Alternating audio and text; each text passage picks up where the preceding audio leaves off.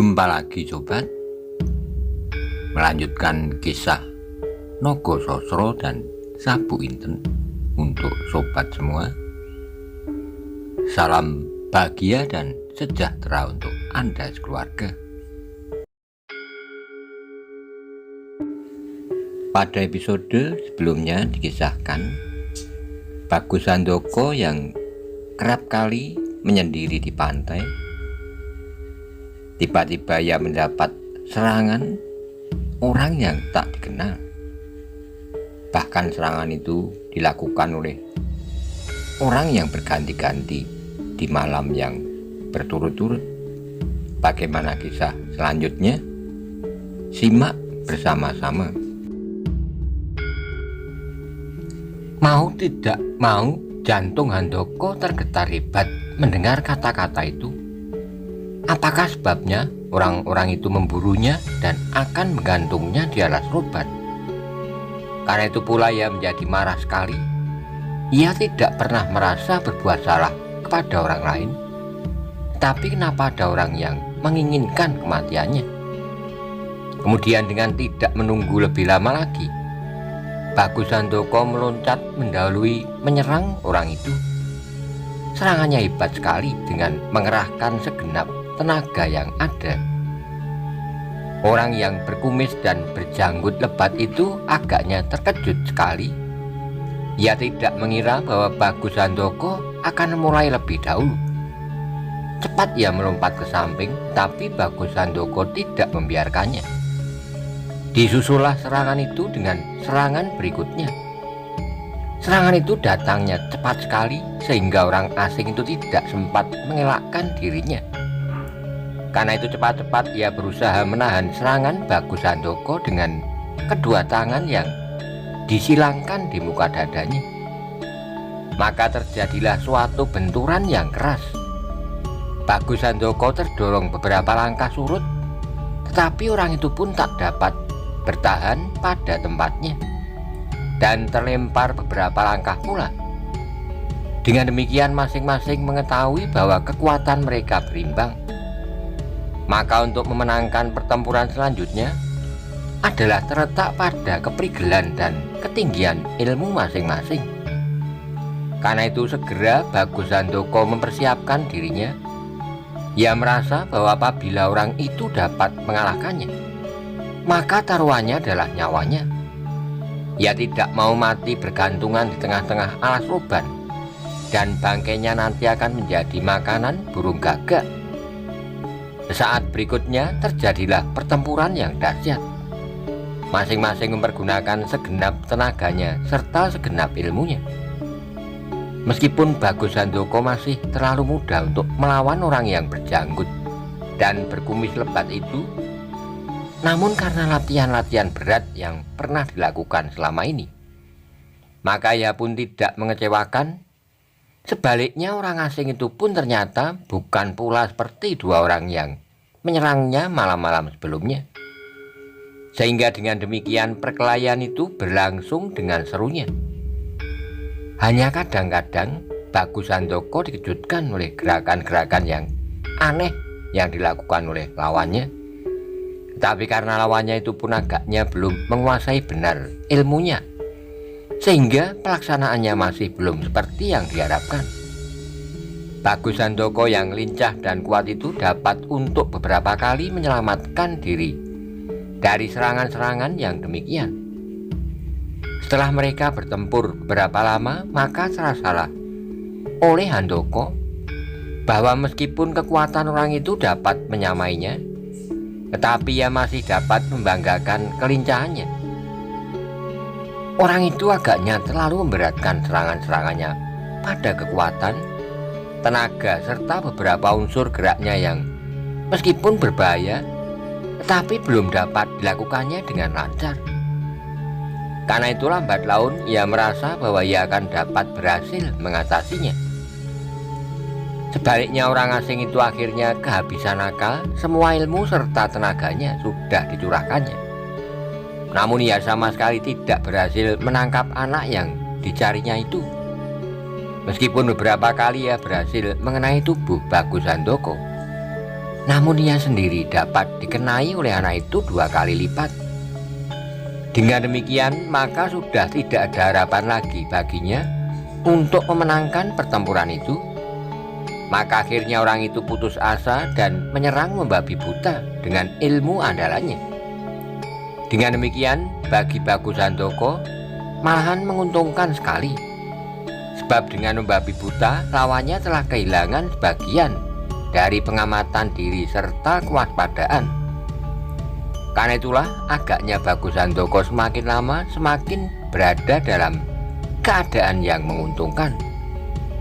Tapi hampir seperti kejadian-kejadian pada malam-malam sebelumnya, orang itu pun kemudian melompat melarikan diri.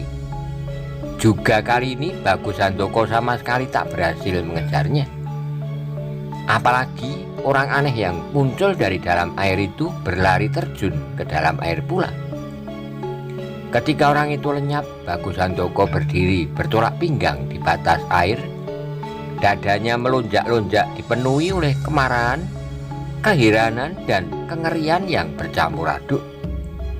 3 malam ia mengalami peristiwa yang disaput oleh kabut rahasia. Apakah kejadian ini akan berlangsung berlarut-larut? Tetapi jiwa keingintahuan Bagus Handoko tiba-tiba menguasai perasaannya kembali. Bagaimana dengan malam keempat?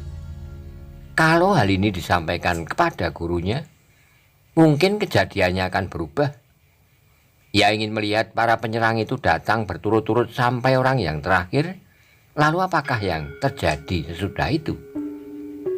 Demikianlah kembali pada malam keempat, Bagus Handoko mencari-cari alasan untuk tidak terjun ke laut. Kawan-kawannya yang mengajaknya sama sekali tidak curiga bahwa Bagus Handoko sedang melakukan suatu perbuatan yang aneh, namun sebenarnya penuh dengan bahaya. Dan apa yang diharapkan kali ini pun benar-benar datang pula. Dengan penuh pertanyaan di dalam hati, Bagus Handoko berjuang dengan sekuat tenaga untuk menangkap penyerangnya.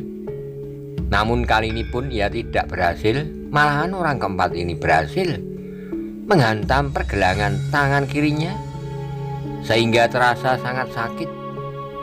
Untunglah bahwa akhirnya ia masih dapat mengalahkan orang itu, meskipun ia tidak pula berhasil menangkapnya.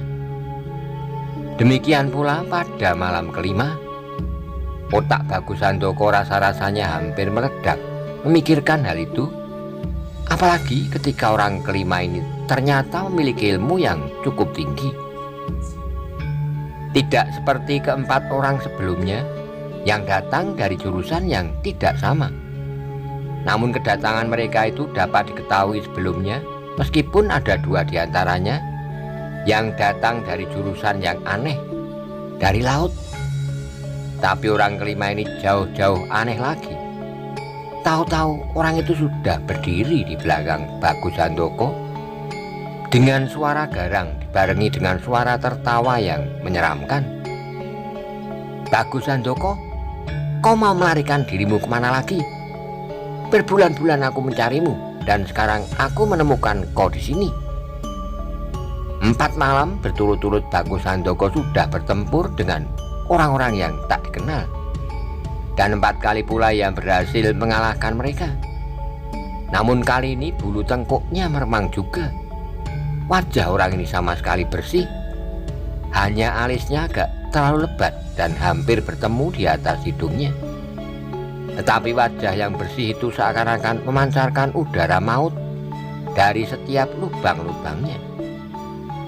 Kemudian terdengar kembali orang itu berkata, agaknya kau sudah ketakutan. Aku kira kau anak yang berani. Bukankah kau murid Manahan? Sepengecut kau ini."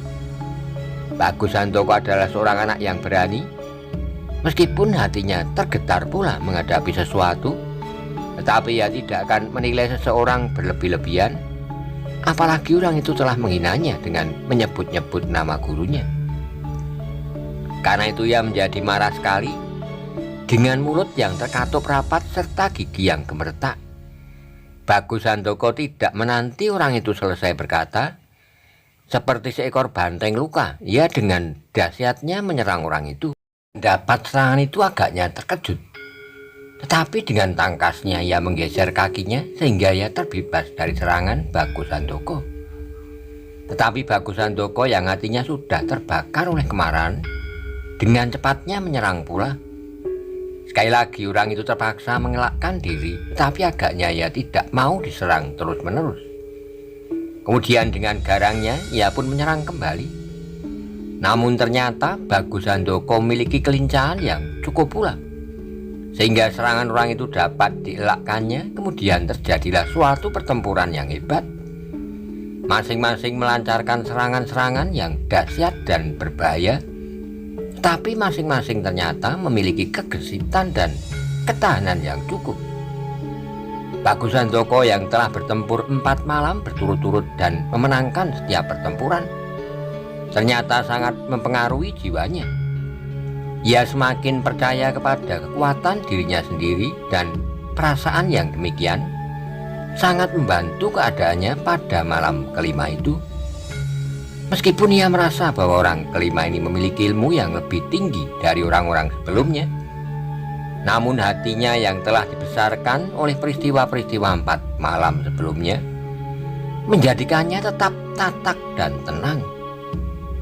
Tetapi suatu hal yang kurang menguntungkan bagi Bagus Handoko adalah karena orang itu jauh lebih besar dan lebih tinggi, maka kesempatan orang itu untuk mengenainya agak lebih banyak. Tangan serta kakinya yang agak lebih panjang ternyata mempengaruhi jalan pertempuran itu. Rupa-rupanya orang itu pergunakan keuntungan itu sebaik-baiknya. Ia selalu melawan serangan Bagus Handoko dengan serangan pula. Beberapa kali Bagus Handoko dapat dikenai dengan cara demikian sebelum tangannya sempat menyentuh tubuh orang itu, sehingga Bagus Handoko menjadi semakin marah dan bertempur mati-matian. Ternyata kali ini lawannya benar-benar tangguh. Orang itu licin seperti belut serta lincah seperti singgat. Berapa kali apabila serangan-serangan Bagus Handoko agaknya sudah tidak dapat dihindari, tiba-tiba saja ia melenting beberapa langkah dan kemudian dengan cara yang sama ia telah menyerang kembali. Menghadapi serangan yang demikian, Bagus Handoko merasa agak sulit. Dengan menjatuhkan diri ia mencoba membebaskan dirinya, tapi orang itu tidak membiarkan Bagus Handoko lolos. Dengan kakinya yang kokoh ia melompat ke arah dada anak itu. Sekali lagi Bagus Handoko berguling, tetapi sekali lagi orang itu melakukan serangan yang sama pula sebelum Handoko sempat berdiri. Bagus Handoko kemudian menjadi agak gugup. Beberapa kali harus bergulung-gulung di pasir pantai. Tiba-tiba ia teringat kepada lawan-lawannya yang pernah dikalahkannya. Ada beberapa unsur gerak yang dapat dikuasainya.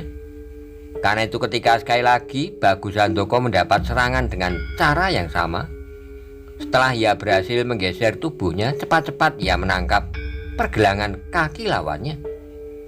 Dengan mempergunakan daya dorongnya sendiri, Bagus Handoko ternyata berhasil menjatuhkan orang itu dengan menghantam betisnya.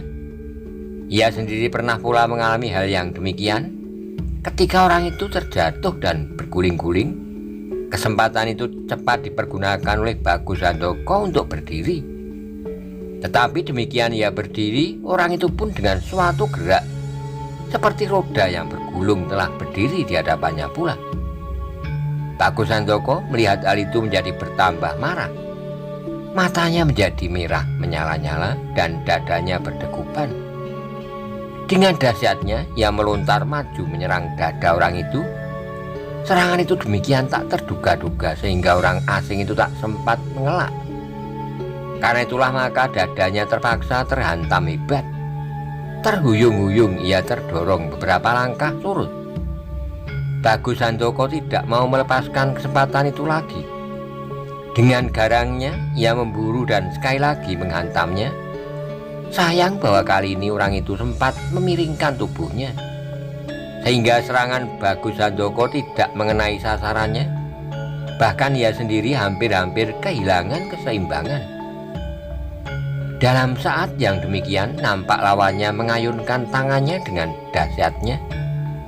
Melihat serangan itu, Bagus Handoko agak bingung. Tiba-tiba tanpa sadar, Bagus Handoko telah mempergunakan unsur-unsur gerak yang pernah ditiru-tirukannya dari lawan-lawannya sebelumnya. Cepat ia sedikit merendahkan diri, menangkap tangan orang itu sambil memutar tubuhnya. Dan dengan bantuan tenaga berat lawannya, Bagus Handoko menarik orang itu melampaui pundaknya. Dengan kerasnya, orang itu terlempar ke atas, lewat di atas pundaknya dan terbanting di pasir pantai. Tetapi sekali lagi Bagus Handoko keheran-heranan. Demikian orang itu terbanting, demikian ia bergulung-gulung dan dengan cepatnya bangkit kembali. Namun sesaat kemudian ia sadar bahwa lawannya adalah orang yang luar biasa. Karena itu demikian orang itu berdiri, demikian kaki Bagus Handoko terlontar mengenai perutnya. Sekali lagi orang itu terdorong beberapa langkah ke belakang, tetapi seterusnya ketika Bagus Handoko menyusul menyerang dagu orang itu, maka orang itu pun menghantamnya. Kali ini Bagus Handoko mengalami kembali hal yang sangat merugikannya. Tangannya agak lebih pendek dari tangan lawannya, dengan demikian sebelum tangannya menyentuh dagu orang itu, terasa wajahnya seperti tersentuh bara. Dengan kerasnya wajahnya terangkat dan ia terlempar beberapa langkah surut, dan kemudian jatuh terlentang. Serangan itu disusul dengan suatu gerakan yang garang sekali. Seperti seekor harimau, lawannya menerkam selagi Handoko belum sempat bangun. Maka tidak ada suatu cara yang mungkin untuk membebaskan dirinya kecuali dengan kedua kakinya. Bagus Handoko menghantam tubuh orang yang seperti melayang ke arahnya. Akibatnya adalah hebat sekali, orang itu terlempar ke udara. Kali ini Bagus Handoko juga menjadi keheran-heranan. Dengan gerak yang bagus, orang itu melingkar di udara dan jatuh pada punggungnya untuk kemudian berguling 2 kali. Setelah itu dengan cepatnya ia melompat berdiri. Pada saat itu Bagus Handoko pun telah berdiri, keringatnya mengalir membasahi seluruh tubuhnya yang hampir seluruhnya terbalut oleh debu-debu pasir pantai. Sebenarnya Bagus Handoko pada saat itu telah menjadi gelisah sekali. Lawannya ternyata benar-benar licin seperti belut. Tapi kemudian terjadilah suatu hal di luar dugaan. Orang itu tiba-tiba menjadi gelisah dan liar. Nafasnya mengalir dengan derasnya. Bagus Handoko melihat keadaan itu sehingga kelegaan membersit di hatinya. Ia tahu bahwa lawannya telah kehabisan tenaga. Karena itu ia tidak mau memberi kesempatan lagi. Cepat ia melangkah maju dan menyerangnya dengan hebat. Ternyata orang itu telah hampir tidak mampu melawannya. Beberapa kali Bagus Handoko berhasil menghantamnya sampai orang itu terhuyung-huyung dan roboh. Sekali lagi kegembiraan bayang di wajah Bagus Handoko. Orang yang hebat ini pasti akan dapat ditangkapnya. Tapi ketika sekali lagi ia maju menyerang, tiba-tiba orang itu melemparkan segenggam pasir ke arah matanya. Cepat-cepat Handoko malingkan mukanya, namun beberapa butir pasir telah menyebabkan matanya terasa nyeri sekali. Ketika ia sedang sibuk membersihkan mata itu, terasa sebuah hantaman mengenai punggungnya. Untunglah bahwa tenaga orang itu telah hampir separuh lenyap, sehingga dengan demikian hantamannya telah tidak lebih dari sebuah dorongan. Meskipun demikian, karena Bagus Handoko sama sekali tidak menduga bahwa lawannya akan berbuat curang, menjadi sangat terkejut dan jatuh tertelungkup. Dengan marahnya, Handoko cepat memutar tubuhnya untuk menanti serangan berikutnya yang dapat saja dilakukan dengan curang oleh lawannya itu. Tapi Bagus Handoko menjadi terkejut sekali sehingga tubuhnya menjadi gemetar. Orang yang sudah kehabisan tenaga dan hampir saja dapat ditangkapnya itu lenyap seperti debu di bawah angin. Berapa kali Bagus Handoko mengusap-usap matanya yang masih terasa agak nyeri. Tapi orang itu benar-benar telah lenyap. Perlahan-lahan ia bangkit dan duduk di atas pasir. Dilayangkannya pandangannya ke segenap malam. Tetapi di pantai yang luas itu pastilah ia tidak dapat melihat seseorang. Bulu tengkuknya tiba-tiba terasa meremang. Meskipun ia selama ini mendapat didikan untuk tidak takut kepada hantu, namun mengalami peristiwa ini hatinya bergetar juga. Kecuali itu terasa pula kengerian merayapi perasaannya. Untunglah kali ini ia merasa masih dapat membebaskan diri. Meskipun hampir saja ia kehilangan akal, lalu bagaimana dengan malam besok? Sekarang Bagus Handoko tidak berani main-main lagi. Kalau besok datang seseorang menyerangnya dan memiliki sedikit saja kelebihan dari orang ini, maka pasti ia tidak dapat melawannya. Sedangkan kalau para penyerang itu dapat menangkapnya, hampir pasti bahwa dirinya benar-benar akan digantung di tengah-tengah alas roban. Karena itu akhirnya Bagus Handoko memutuskan untuk menyampaikan segala peristiwa yang pernah dialaminya itu kepada gurunya, serta menyerahkan segala penyelesaiannya kepadanya. Pada saat Bagus Handoko melangkah pulang ke pondoknya, terdengarlah ayam jantan berkokok bersaut-sautan. Di langit sebelah timur sudah mulai nampak membayang warna fajar, diantar oleh angin pagi yang sejuk. Namun tubuh Bagus Handoko justru mulai merasa nyeri-nyeri dan sakit. 4 malam sebelumnya ia bertempur terus-menerus, tapi tidak pernah ia merasakan lelah, letih, dan sakit-sakit seperti saat itu. Sampai di pondok ia melihat Manahan telah bangun dan menunggu Yapi. Agaknya ia sedang merebus air.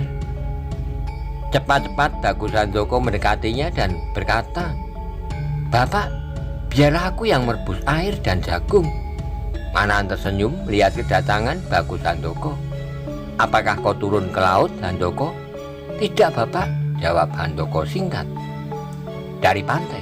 tanya Manahan lebih lanjut. Bagus Handoko menganggukkan kepalanya. Dalam cahaya api barulah Bagus Handoko melihat tubuhnya merah-merah biru dan berdarah di beberapa tempat. Ketika Manahan melihat luka-luka itu serta melihat wajah Handoko yang pucat dan napasnya yang kurang teratur, ia menjadi keheran-heranan. Maka kemudian ia bertanya, "Handoko, apakah yang terjadi? Apakah kau berselisih dengan kawan-kawanmu sehingga kau berkelahi?" "Tidak, Bapak," jawab Handoko. "Lalu kenapa kau desak Manahan?"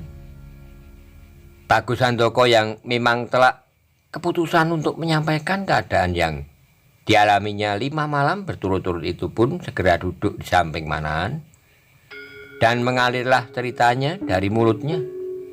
Sejak malam pertama sampai malam terakhir, lengkap dengan bentuk-bentuk wajah dari orang-orang yang menyerangnya. Mendengar cerita Bagus Handoko itu, Manahan menarik alisnya. Memang ia pun menjadi keheran-heranan. Apakah pamrih orang itu menyerang Bagus Handoko? "Handoko, kenapa kau baru sekarang mengatakan semua kejadian itu kepadaku?" tanya Manahan.